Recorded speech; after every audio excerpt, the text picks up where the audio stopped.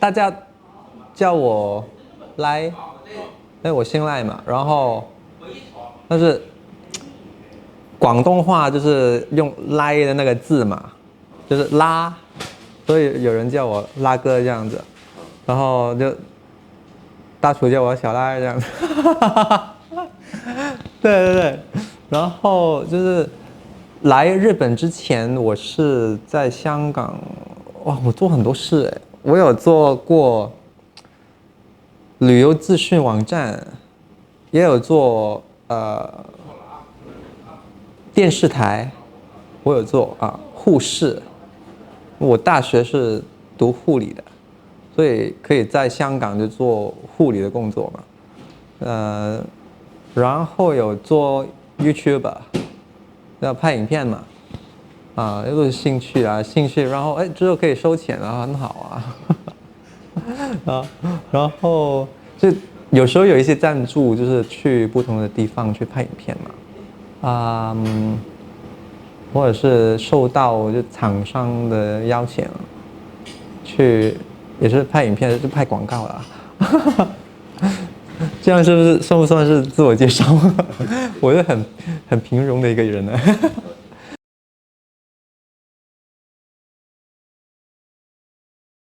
2019年的12月，在日本，就本来想就是做工作假期嘛，工作假期就是 working holiday， 就是打算就体验一下生活嘛，然后拍影片，主要就是想拍一些特别的影片啦，然后就是展开一个新的旅程，然后就做过在北海道做滑雪场。教滑雪，但是我又不懂滑雪的，香港没有下雪。但我是到一个小孩的那种化学的学校，所以我是边学边教，然后就是教那些小孩，就是在这玩雪嘛，也不是真正的那种很专业的那种滑雪嘛，然后只是跟小孩一起玩玩的那种感觉啦。然后就是在北海道就做了几个月的滑雪场，然后就从北部到南部，做了好几个城市的 woofing。woofing 的意思呢，就是一个平台，就有一些有机的农场，然后就是打工换宿的方式去做农场的工作，所以就是要生活体验嘛，我想拍影片，所以我就到不同的地方去找灵感，然后就拍影片，然后到也有到东京去做语言咖啡厅，就是教人家英文，中文就包括就是普通话跟广东话了。然后我本来的日文是还一点点，也不是很流利那种，反正就是那些日本人呢就很想找一个外国人跟自己聊天，所以我又在那边呢就当一个语言的老师，就教中文或者是英文然后有可能是因为日本人的心灵空虚嘛，就找人家陪他聊天这样子。我感觉自己有一点就像是 hostel 一样，我就男公关，是罗兰朵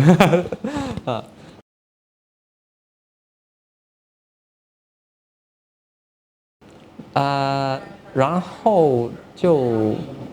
有一段时间我是在大阪，我的朋友就在大阪住嘛，然后我就到大阪，就在他的房里面就住了大半年吧，然后这中间我经常去那些 meetup 活动，就去语言咖啡厅找一些外国人聊天嘛，就找一些照应，就外国人在日本应该是有着一些同样的问题，所以我想找这些人就当朋友，而且我知道自己很难跟日本人交朋友，我的语言不通嘛，所以呢，就是就算我是跟一些日本人聊天的话，也是要他们会，要不就是中文，要不就是英文，那就可以聊得很畅快。那所以就是我就经常去那些语言咖啡厅，去认识一些会英文或者是中文的日本人，或者是一些外国人。然后呢，我又在那个大阪的其中一个语言活动，我就认识了我现在的女朋友啊。然后因为那个时间呢，就是她我就认识她大概半年的时候了，然后她就要去东京，就是现在我就为什么在东京呢？就是因为她工作要到东京嘛，然后我就跟她到东京了。因为我本来的工作是在网上教课程嘛，或者是 YouTube 拍影片嘛，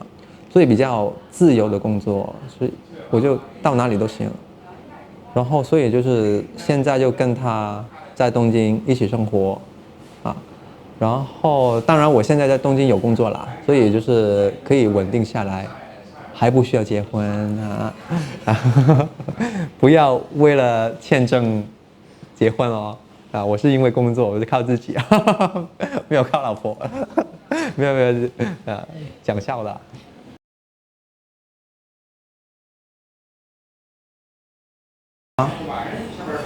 日本跟香港有很多文化差异啊，就是香港人讲话都很直接啊，直接就是一天跟你就可以很熟，这样就喝酒啊，或者是讲自己的事啊，对方也会说自己的事啊，但是日本人不太会直接讲自己的隐私嘛，所以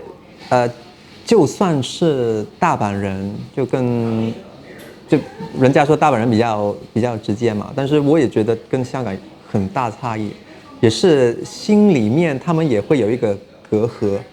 有一个墙啊，所以就是他表面上跟你很客气，那就是说他不想跟你那么近，就啊所以就是我是那种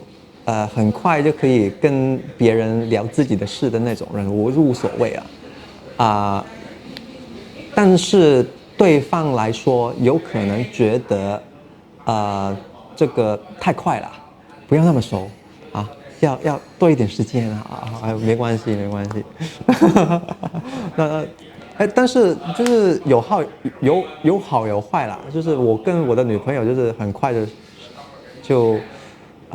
一见钟情的那种啊，所以就是我觉得还是要看人我觉得就是日本人的那种生活文化，就是他们不会直接骂你，但是在心里面就会怼你啊，就那种怎么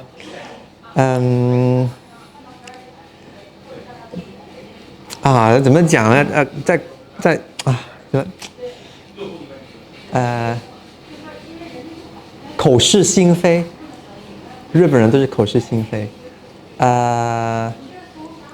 也没有说不好，就有人觉得就跟他们有一点距离啊，或者是相敬如宾的那种感觉好，我没有说这样不好，但是有一些时候就是觉得会得罪了人家，你自己也不知道。前几天我去剪头发的时候呢，因为我是那种我要快嘛，我没有那种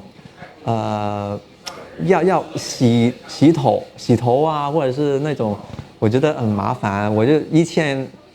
块的那种快剪，我就觉得 OK，就加税的1100块嘛。因为早几天我又去一家就是那种快剪的那种公司啊，里面剪头发，我就拿个自己以前的照片给他看嘛，我就觉得安全啊，我自己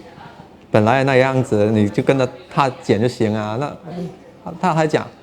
哎，不好意思，我们不会跟着照片来剪的。然后他是一个四五十岁的那种那个男的，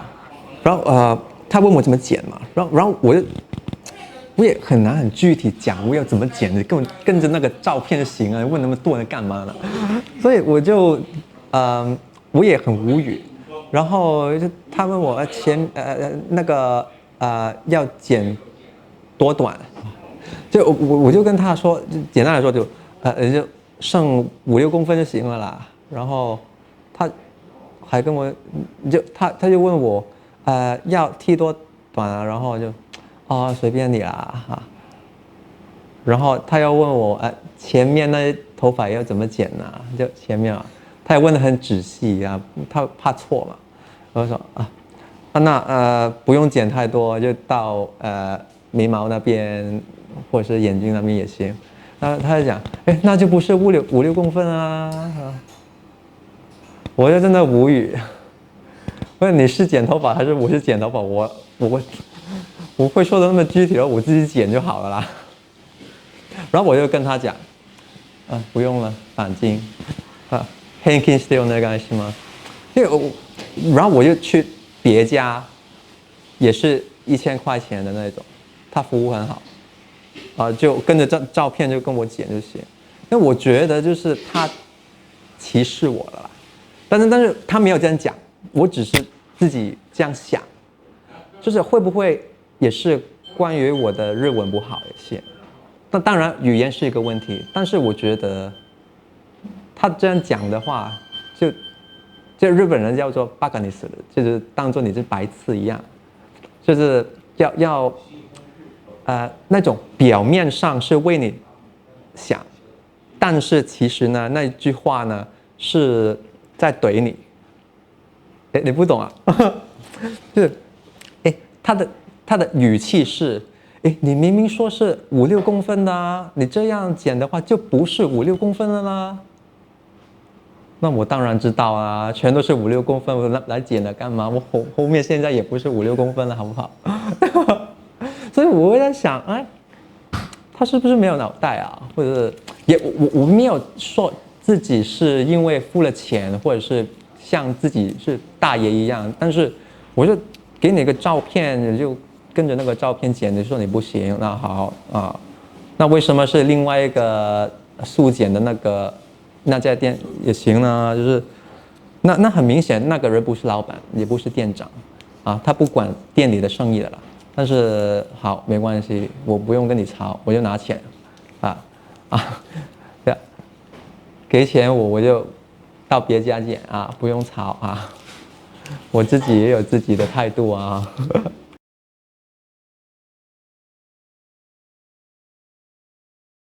是 Big Camera， 就是那家电器店里面有个积分嘛。那个积分呢，因为我当初来日本的时候呢，我申请那个账号呢，我是随便改的一个名字，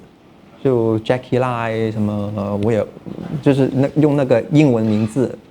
翻成片假名的那个，但是我的在留卡不是那个名字，但是我是输入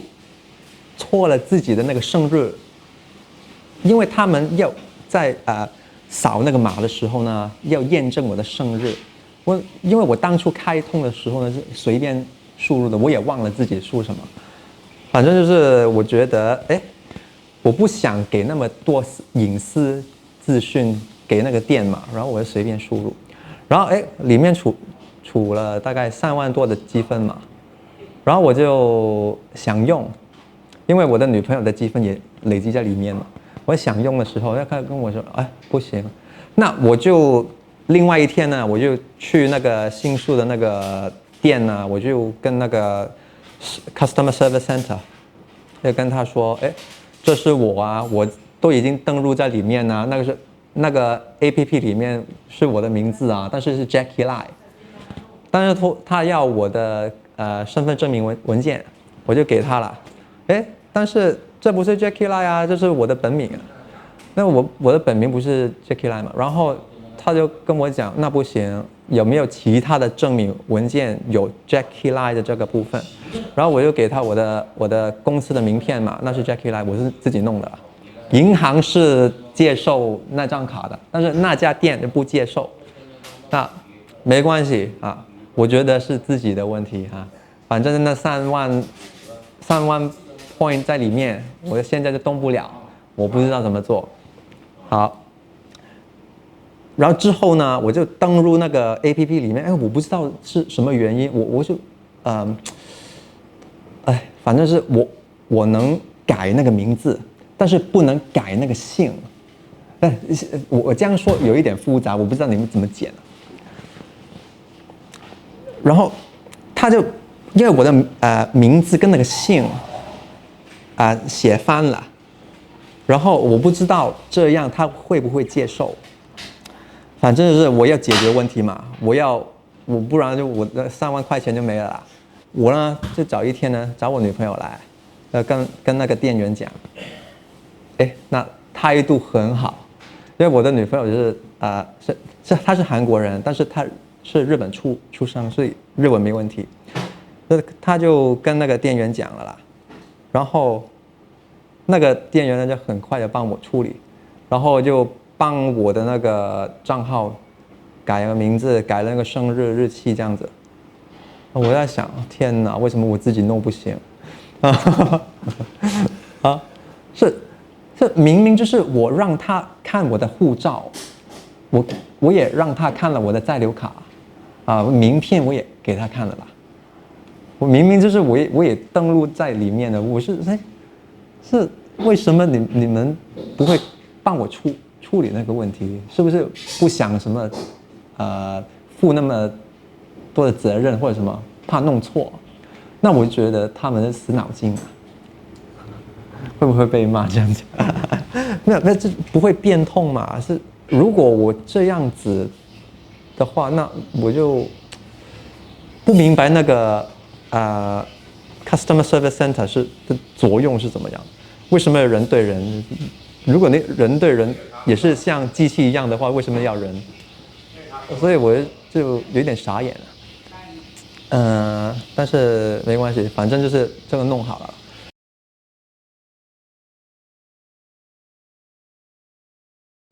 这兴趣就做一些开一个店嘛，然后就看看有什么商机。其实就是烧钱，没有啦，就觉得试一下，什么都试一下嘛。然后就是有可能就是能开拓一些不同的机会。就比如说我可以邀请我的朋友来吃饭呢，那也行；邀请你来做访问也行。就是觉得不同的生活，其实我很多事情要做，不只是这个。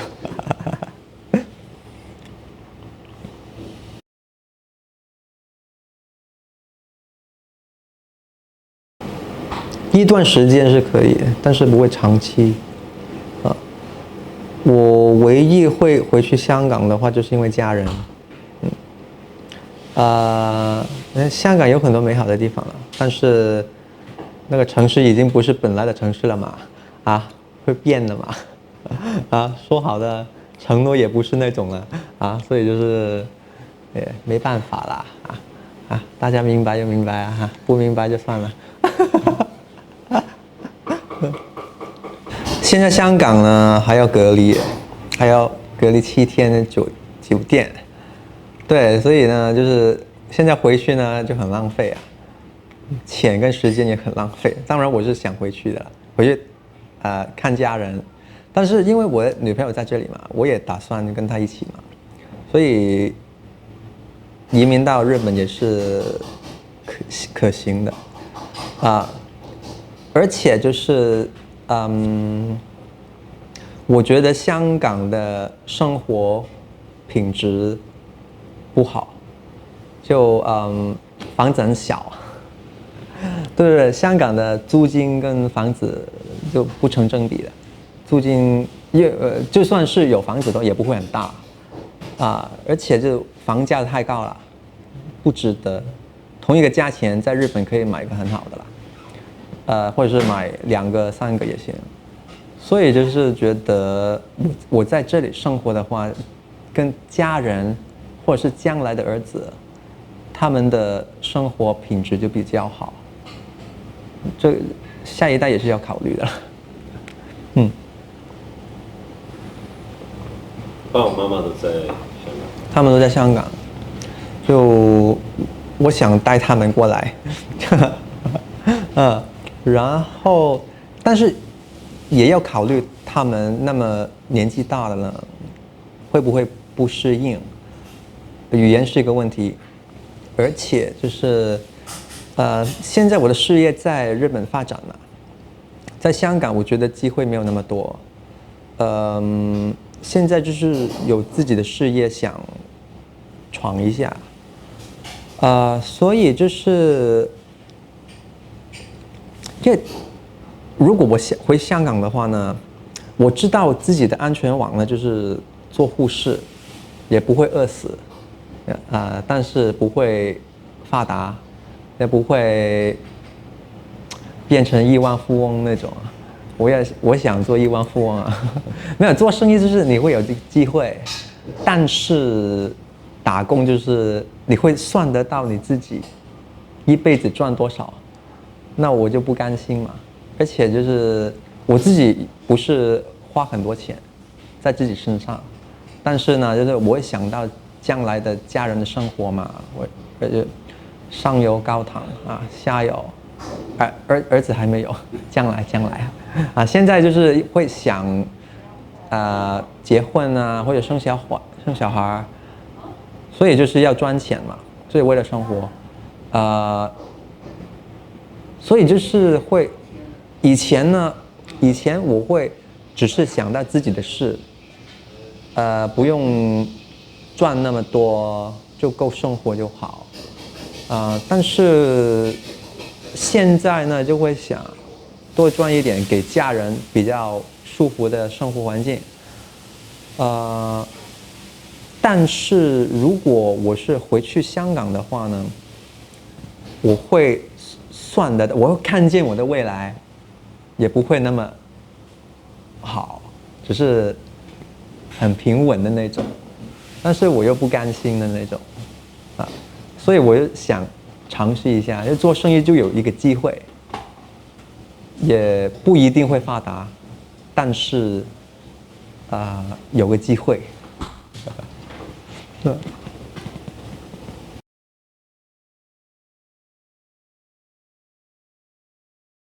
珍宝海鲜坊，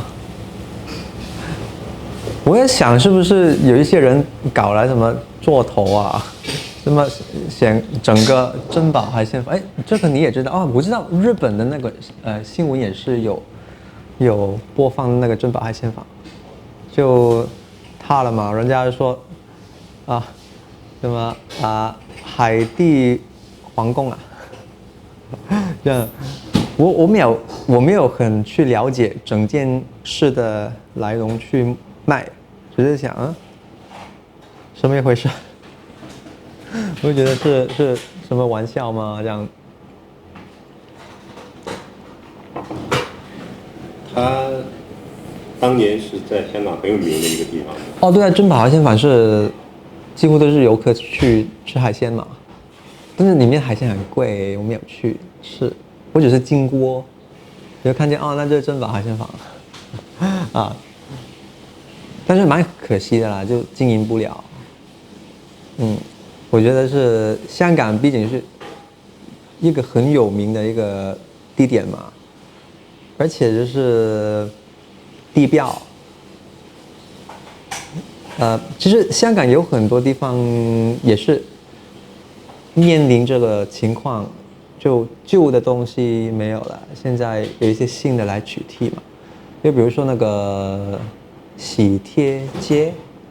就以前是那个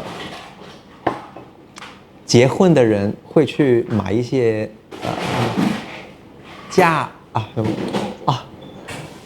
普通话很难讲啊，不好意思，就结婚的人去买一些嫁妆啊，对，嫁妆，但现在变得很现代化，就没有以前的那个味道了嘛，就你不能说这样一定是不好，但是就是本来这个城市的一个特色就没有了，还有什么地方也是同类型的呢？什么？那个 Victoria Harbour 的嘛，维多利亚港啊，就以前那个海是很大的，现在要填海填了一块地出来，没有，只是没有了以前的那种特色，但是那个城市要发展嘛，也是无可厚非。香港也没有很多地。以前，那现在有很多就是填海出来，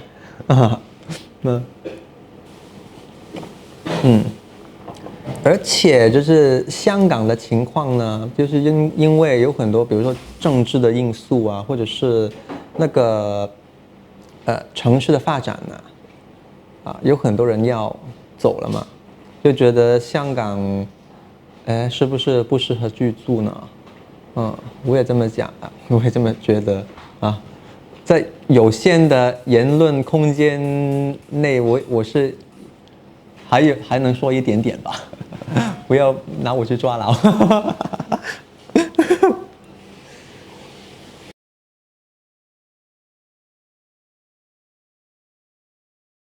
日本人的那种死脑筋呢，其实呢也有好的那个方面的啦，就是对一种公益会想得很透彻，你又不能怼他，因为他真的是有一点东西出来嘛。但是我讲一个例子 ，Uniqlo 呢 ，Uniqlo 就那个优衣库，它不是有个机器呢，是你可以把那些衣服就泡进去，然后它自己会算钱嘛。本来呢那种扫那个barcode的那一种呢，不是已经很快了吗？你就不得不佩服他们，就是会想一个更快的东西，但是你又觉得那个东西，其实也没有那么，实际上也不用那个也行嘛，是不是？但是扫一个barcode自己弄也行啊，但是它真的是也有震撼到我第一次用那个工具的时候。但是你不知道它背后会不会用研发这个系统会不会用很多钱？也就是因为那个思想呢，那种他们叫做匠人精神，是不是匠人还是匠人呢？我不知道。我也觉得真的是有料，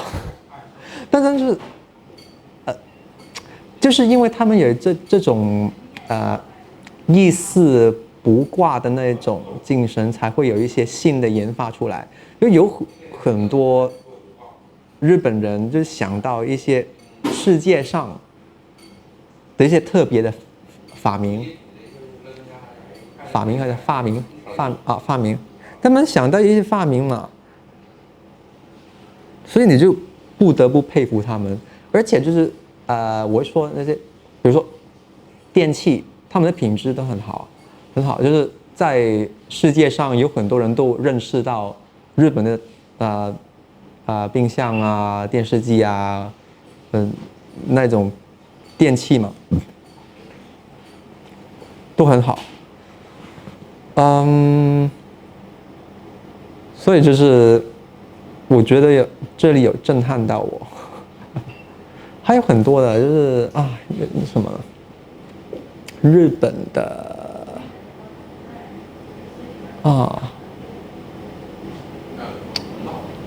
日本的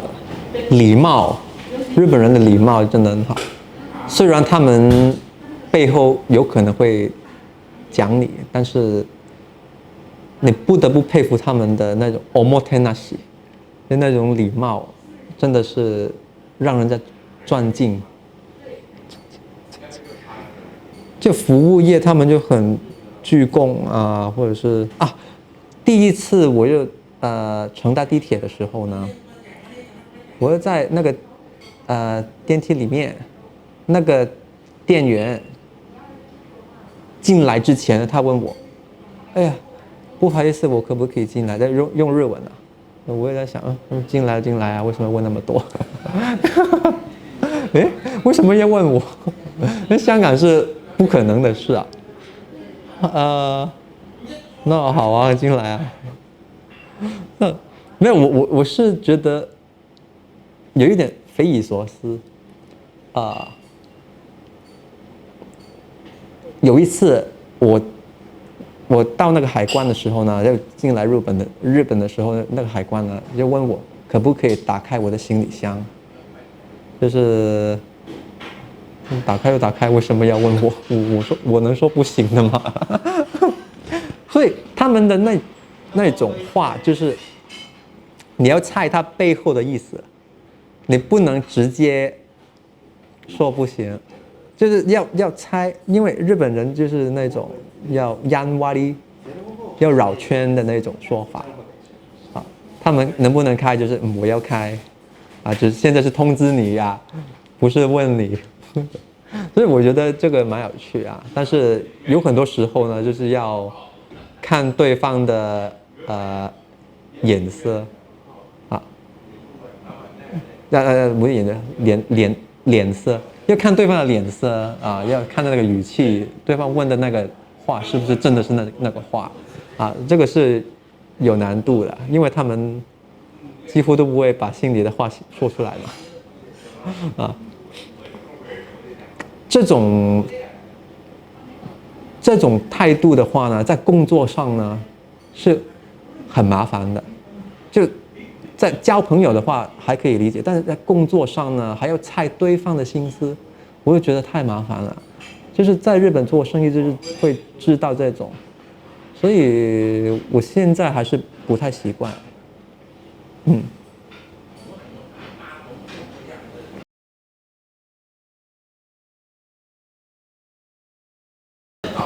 日文好的话呢，你的机会会更多。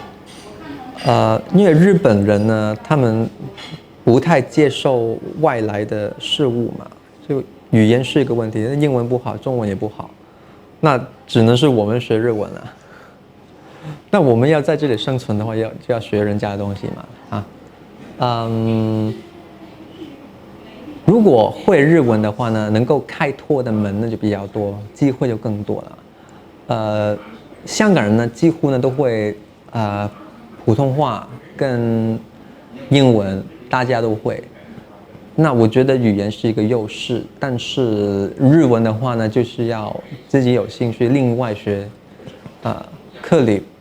不能学，所以就是我觉得香港人的话呢，就要学好日文，你就可以有那个竞争力。因为比如说要找工作的话呢，那个公司呢一定是要有一个充分的理由去跟入管局讲为什么要请这个人，不是一般的日本人嘛。就如果你可以解决到日文的问题、语言的问题的话，那就是一个很充分的理由，为什么要请这个人，不是日本人。所以就是如果大家想移居来日本的话呢，先搞好日文，就算是中国人也是一样，就你会中文啊，或者是英文的话，也是做贸易的生意也好。我就看 Big Camera 或者是 SoftBank 啊，那种柜台，那种大型的那种商场，或者是免税店啊，都有外国人，就不管是中国人或者是说英文的人，他们都会有，就是能够帮他们。当然，我们是有价值给那个公司，他们才会请我们嘛。所以就是要有一个自力更新的能力啊，让人家不请我们不行，这就行了，你就可以在日本生存。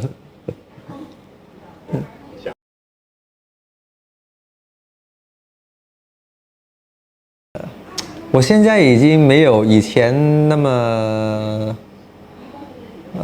看得多的了，我就觉得越看越惨不忍睹不惨不忍睹就是觉得看了就不开心嘛，就偶尔会看一下，就看那个标题，够了不要再深入了解的话，我又工作不了了，我要哭的了。不敢想象香港的未来，而且就是不知道他们会不会把那个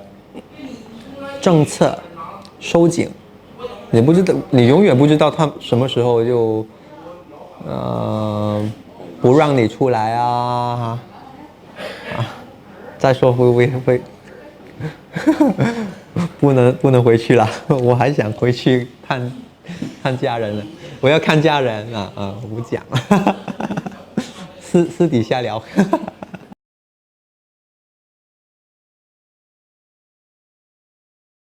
因为我就要生存嘛，我就想认识一些香港的朋友。多不多？我说。有很多，估计应该3、4千吧，不知道，没有一个数据。但是我都是进入那些 Facebook 的群Line 的 group 认识一些香港的朋友，他们经常又搞一些活动嘛，然后我就去吃饭邀请人家来，我的餐厅里面吃饭就大家捧场嘛，很开心，认识到一些朋友。因为我就知道我就不能跟一般的日本人做很好的朋友，就算是表面上是很友好，但是对方呢，因为有自己的圈嘛，他也不能叫我去他们的那个 group 里面嘛，他们语言不通，所以就算是熟的话呢，只是聊聊天，但没有很熟，所以就是我觉得很遗憾了，除非就是大家有共同的事要做，日本人呢有很多那种 circle， 就比如说打球玩游戏或者是做什么也有 circle。你进入那些 circle 就像是大学的那种课外活动，但是我们现在的工作没有那么多时间去玩